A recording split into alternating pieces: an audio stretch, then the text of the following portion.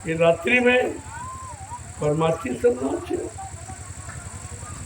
इतनी भीषण गर्मी उमस में, दिन में कितनी धूप होती, टेम्परेचर कहाँ चला गया, लेकिन प्रेमी यहाँ दिन में भी सेवा करते। इनको देखिए, इनकी सराहना करो कि वही तपस्वी हैं जिन्होंने पहले क्या तपस्या करके भूमि को पवित्र बना दिया, वही फिर जीवन धारण करके अपनी भूमि को पाक साफ निर्मल पवित्र बनाने आ गए और अपनी भूमि पर जीवों का काम करने आ गए। ये वही प्रेमी, ये दूसरे नहीं है। धीरे धीरे आपकी समझ में सब आ जाएगा। आप देखते जाइए, सुनते जाइए, समझते जाइए और धीरे धीरे वहाँ से खिसकते जाइए। नजदीक आओ और देखो, तुम्हारी समझ में सब आ। यहाँ कोई शंका का विषय नहीं, यहाँ कोई निजी मान सम्मान का विषय नहीं, यहाँ कोई चाह इच्छा का विषय नहीं है। यहाँ सर्वभूत हिते रता, सारे जीवों का कल्याण हो, उद्धार हो, केवल यही विषय। और तुम नहीं समझ पा रहे तो हम कर, उसके लिए हम कहाँ तक आपसे। जय गुरुदेव। मैं नित्य संदेश देता हूँ और जो संदेश हिंदुस्तान में कोई नहीं दे, ना कोई राजनीति, ना कोई धार्मिक। ये दोनों से अलग संदेश जिसकी हिंदुस्तान को जरूरत, इसको हमारे भारत देश की जरूरत, भारत देश की गौरव गरिमा रखने की जरूरत है, उसका ये माध्यम है, उसकी ये भूमिका है, उसका ये प्रतीक है। लेकिन आपकी समझी भी नहीं आ रहा, जो काम कहीं नहीं हो रहा, कोई नहीं कर पा रहा। तुम दिन में लोगों से परिश्रम नहीं करा पाए तो दिन में परिश्रम करती हैं मशीनें, सब परिश्रम मशीनें करती हैं। इंसान बीमार हो गया, कमज़ोर हो गया, विषयी भोगी हो गया, लिहाजा उम्र कम हो गई। तो आप देख रहे हो सब। इनसे अगर बचना है तो फिर आपको शाकाहारी बनना ही। बिना शाकाहारी बने किसी चीज़ को तुम समझ ही नहीं सकते हो। और शाकाहारी का शब्द ये बहुत विशिष्ट कि निंदा, आलोचना, बुराई, क्या ये शाकाहार में आता? दूसरे की निंदा, चुगली, बुराई और अपनी सत्संगी की गुरु भाई की बुराई, अपने टाटदारी की बुराई टाटदारी करे, ये कौन सा शाकाहारी सिद्धांत है? शाकाहार में बहुत कुछ है जो तुम्हारे बस का भी है ही नहीं। तो मोटा मोटा आपसे कहा जा रहा कि मुर्दा मांस और बुद्धि नाशर नशा, ये पीना बंद करो। बस दो बातें कही गई, अभी तो बहुत कुछ बाकी पड़ा। ये शाकाहारी में तो बहुत कुछ आता है। झूठ बोलना, छल कपट करना, वादा खिलाफी करना, प्रचार कुपचार करना, क्या ये शाकाहार में आता? अरे पहले शाकाहारी की परिभाषा तो समझो। अभी आप शाकाहारी हो कहाँ? बनाया जा रहा है। बनने की बात आपसे कही जा रही कि आप शाकाहारी हो जाओ तो सारी मुसीबत और सारे कष्ट और सारी बीमारी और सारी ये व्यवस्था जो छिन्न भिन्न लोगों ने कर दी, ये सब ठीक हो जाए। कुछ आपको नहीं करना, सिर्फ आप शाकाहारी हो, चरित्रवान बन जाओ, अच्छे काम करने लगो, अच्छे कामों में अपनी रुचि बढ़ाने लगो, तो ये बिगड़ा काम सब ठीक हो जाएगा।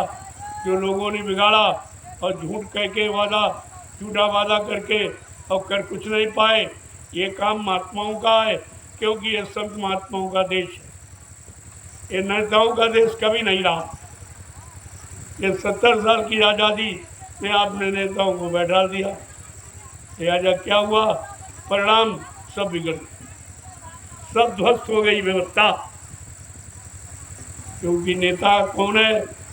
जो सबसे सब कुछ लेता और किसी को कुछ न देता, उसको कहते नेता।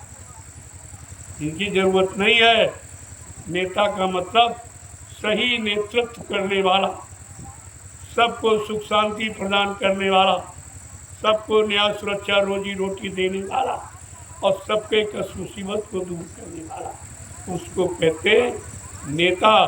नेता केवल एक सुभाष चंद्र बोस, जिसने नेतृत्व करके अंग्रेजों को देश से भगा दिया और भारत को एक नई दिशा आज़ादी की दी थी, वो था नेता। इन लोगों ने उस नेता की बनाई भूमिका व्यवस्था को बिगाड़ एकदम ध्वस्त कर दिया। ये नेता कहलाने के अधिकारी नहीं है। और आप नेता शब्द की परिभाषा नहीं जानते हो, इसीलिए आप समझ नहीं पाए। इनके धोखे में, इनके चक्कर में आपने अपना जीवन खराब कर दिया। अरे ये भारत देश है, यहाँ पर सच्चे ईमानदार चरित्रवान त्यागी तपस्वी ये उनका देश है और देश समाज का काम उनके द्वारा हुआ है। इन नेताओं के द्वारा, अध्यक्ष मंत्रियों के द्वारा, वक्ताओं के द्वारा ये धार्मिक धारा पर परिवर्तन न कभी हुआ और न कभी होगा। इसको आप गांठ पे बांध लीजिए, मेरी बात को गांठ पे बांध लीजिए। और अभी मुसीबत और बहुत बढ़ेगी, क्योंकि मैंने मना किया था कि 24 का चुनाव ये जनता के लिए और शासकों के लिए, दोनों के लिए खराब है। आप चुनाव टाल दीजिए, आपकी स्थिति अच्छी नहीं है। पहले तुमने इतना कर्जा भारत पर ला दिया है कि उसका तो ब्याज तक आप नहीं दे पा रहे हो, और एक चुनाव में 70 अरब रुपए खर्च होगा। ये बैलेंस कौन पूरा करेगा? पढ़े लिखे होकर आपने इस पर कोई विचार नहीं किया, क्योंकि ये सब लोग उसी में, सबने ये काम किया है। तो चोर चोर वो सोते भाई, वो इसकी बात नहीं करेंगे कर्जे की, और सब बात कहेंगे।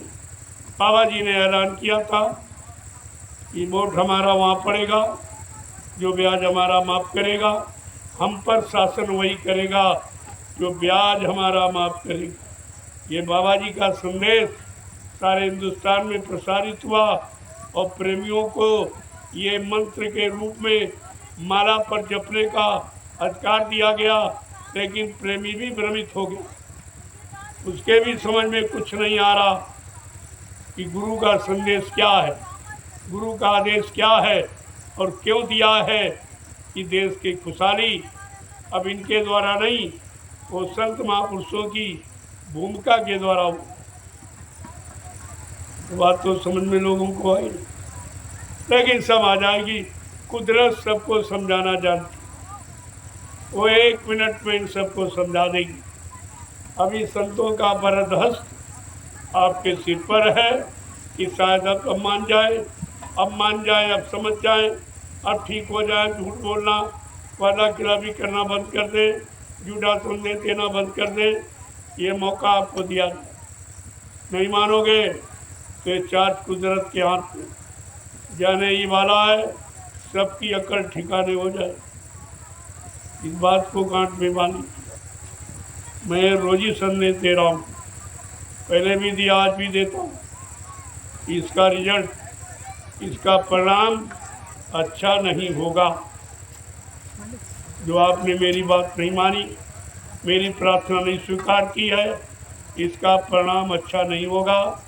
आपने मनमानी करके, जब जब लोगों ने महात्माओं की बात नहीं मानी, देश संकट में चला गया, उसका राज भी समाप्त हो गया। राज में रहने वाले, परिवार में रहने वाले कोई नहीं बचा, सर्वनाश हो गया। बात आप भूल गए महाभारत, महात्मा विदुर की बात अगर मान लेते तो विनाश नहीं होता। महात्माओं ने हमेशा देश समाज को बचाने का और राजा और प्रजा को सुरक्षित रहने का, उनका मान सम्मान अधिकार बना रहे, महात्माओं ने हमेशा आगाह किया। पर आप भूल गए पिछले इतिहास को और वर्तमान में संदेश को। फिर तुम जानो, तुम्हारा काम जाने। मेरा जो फर्ज है मैं अदा कर रहा हूँ। और जय गुरुदेव।